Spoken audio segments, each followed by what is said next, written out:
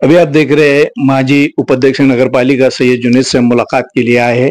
हम इनसे खास बात करेंगे। जुनैद भाई, अभी हाल ही में नगर पालिका के इलेक्शन होने वाले हैं, इसमें आपका क्या एजेंडा है? आपके इलेक्शन लड़ने वाले हैं, आपका क्या मुद्दा रहेगा और अभी क्या आपकी पोजीशन रहेगी? लड़ने वाले हैं मतलब इंशाल्लाह हम तो लड़ेंगे ना। हमारा पक्ष है मजलिस इत्तेहादुल मुस्लिमीन और हमें है शहर के लोगों ने सराहा है। ज्यादा लोग हमारे लड़ने के हक में हैं। हमारा तो पक्ष है ना, हम तो लड़ेंगे ना इलेक्शन। एमआईएम से आप कौन सी सीट लड़ाएंगे? नगर अध्यक्ष खड़े करेंगे या फिर नगर सेवक? नगर सेवक तो खड़ी करेंगे। नगर अध्यक्ष का ऐसा है कि जब से इम्तियाज जलील साहब बुल्डाना आके गए तो अपने आप को सेकुलर लीडर समझने वाले लोग ज्यादा बाहर आ गए, यानी काम से लग गए। अभी तक सोए हुए थे हो, अभी काम से लग गए। तो आपके माध्यम से मेरा उनसे ये आह्वान है, क्या जो भी सेकुलर लीडर है, जो भी पार्टियों में काम करते, सेकुलर पार्टी में कांग्रेस, राष्ट्रवादी कांग्रेस, शरद चंद्र जी पवार और उबाटा, जिसको आप सेकुलर बोलते, आप बोलते, मैं तो नहीं बोलता हूं, और नहीं बोलने का कारण है मेरे पास में। आप जिसको सेकुलर बोलते, आप, मैं उनको आह्वान करता आपके माध्यम से, जो जो अपनी अपनी पार्टी के आकाओं के पास में जाओ, उनके हाथ पांव दबाओ और उनसे आह्वान करो, उनको बोलो, आप उनको समझाओ क्या बुल्डाना शहर में नगर अध्यक्ष का टिकट एक मुसलमान को मिलना चाहिए।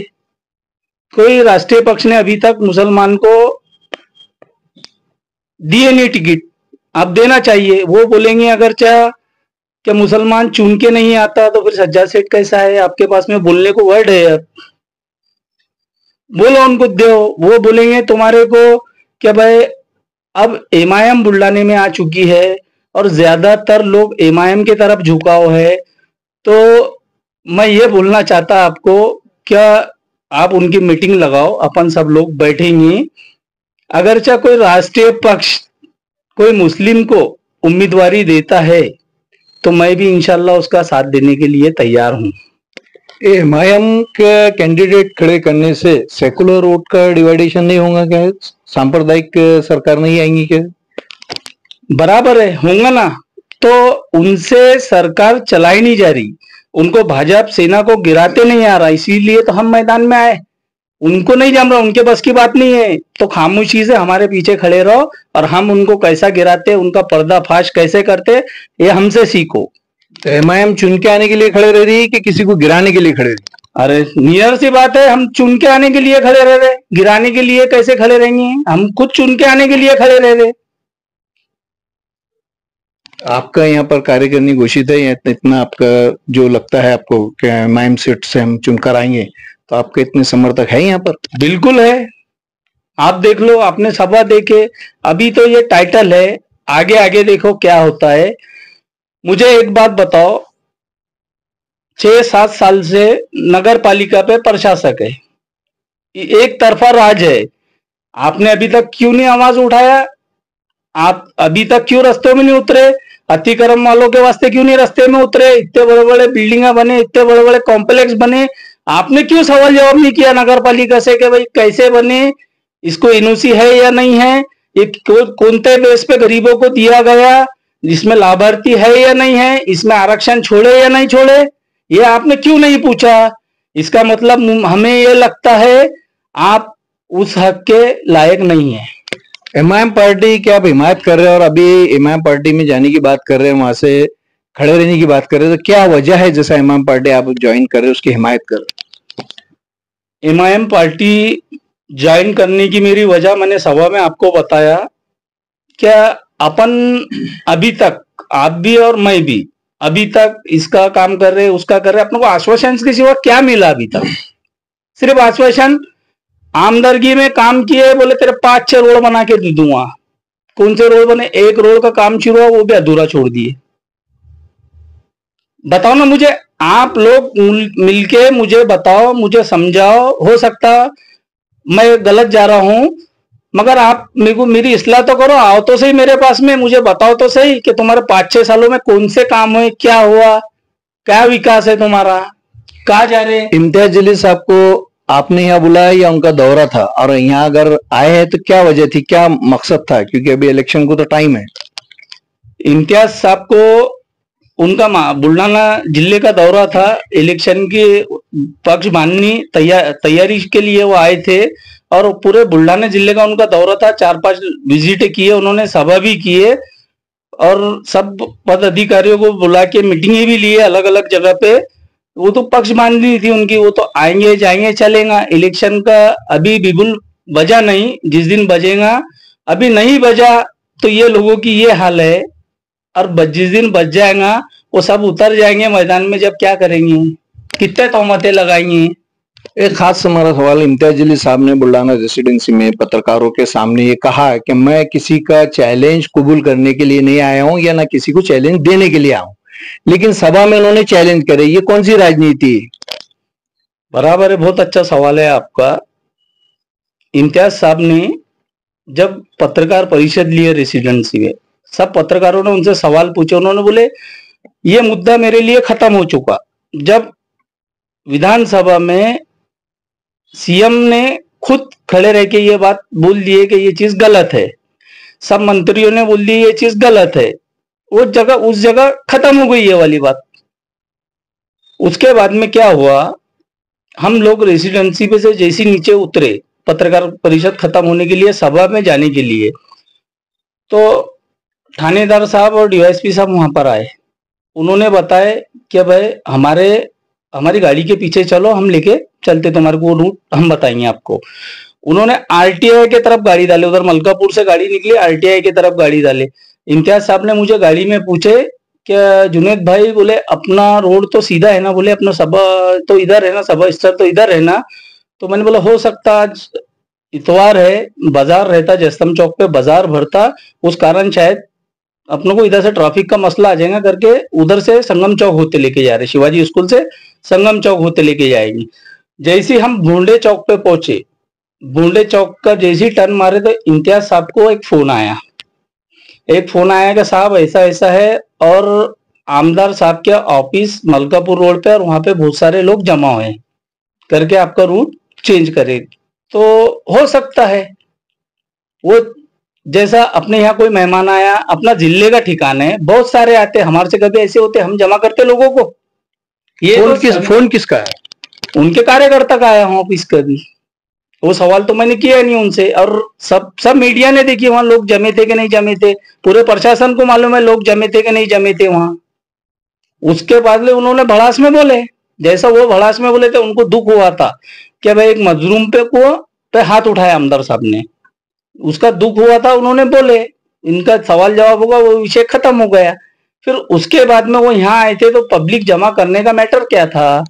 ऐसे तो जिले का ठिकाना है, बहुत से आमदार, खासदार, मंत्री बुल्ढाना शहर में कलेक्टर होने के वजह से सब लोग यहाँ पर आते।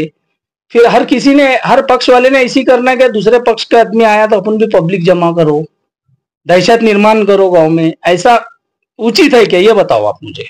ये आपका चैलेंज कबूल करते हुए संजू गायकवाड़ आमदार ने एक बॉन्ड भेजे है इम्तियाज जलील साहब को, तो वो क्या उन्होंने रिजेक्ट किए, क्या कहा कि नहीं मेरा जो काम था मैं हो गया, तो क्या चैलेंज वापस ले ली, क्या था ये?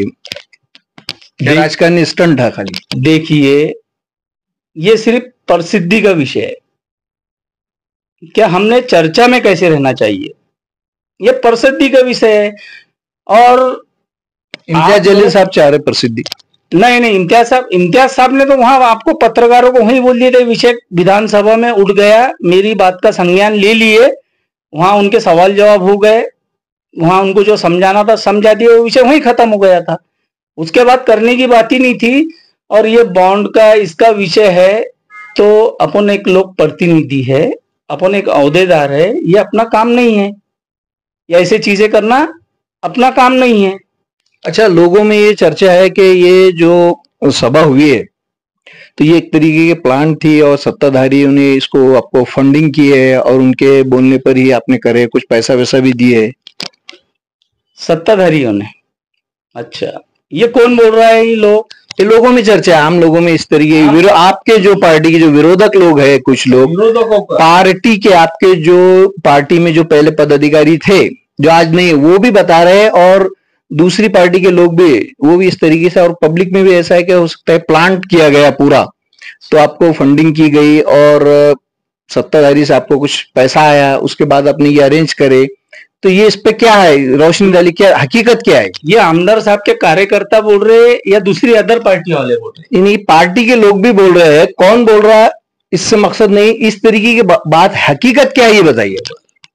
देखिए, इल्जामात तो आते जाते रहेंगे, लोगों का काम ही है बोलना, और ये जो बातें बोल रहे हैं ये कम जहन के लोग बोल रहे हैं। आपको फंडिंग हुई या नहीं ये बताइए। बिल्कुल नहीं हुई, मुझे प्रूफ ला दो, मैं राजकारण क्या, मैं बुल्ढाना शहर छोड़ दूंगा। ये सब रिकामे बातें। असल में क्या हुआ, ये सभा को देख के जो शत्रुंजी छाप लीडर है, इनके पैरों के नीचे की जमीन सरक गई कि इन्होंने 2-4-5 दिन में इतना बड़ा कैसा घड़ा दिए, तो आरोप लगा लेंगे। अच्छा सुनो मेरी बात, मैं तो खुले चैलेंज कर रहा, मैं पूरे बुल्ढाने शहर को आह्वान कर रहा है ये चीज का कि मैं जो कर रहा, अब तुम बोलते फंडिंग की है, मैं सत्ताधारियों ने फंडिंग की है, मैं सत्ताधारियों को तो ठोकने के वास्ते निकला। अभी मैंने पूरा मुद्दा, अतिक्रमों का पूरा मुद्दा नगर पालिका के सामने ला रहा हूं। मैं नगर पालिका के खिलाफ में जनहित याचिका दाखिल कर रहा हूं टैक्सेस के। मेरा ये आरोप है 5 साल से मुस्लिम इलाकों में साफ सफाई नहीं हुई और हमसे घन कचरे का टैक्स लिया गया। मैं वो टैक्स वापस मांग रहा हूं कोर्ट के माध्यम से, 5 साल का टैक्स। मैं तो खुला वो कर रहा ना उनको। मेरे को ये नहीं समझता क्या आप उनके विरोधक है। पहले तो आप थे ना, मैं तो अभी 2-4-5 दिन में आया हूं ना। पहले तो आप थे, आप क्यों उनसे डर के, क्यों उनकी हाँ में हाँ मिला रहे सत्ताधारियों की? ये बात का जवाब पहले आप दो।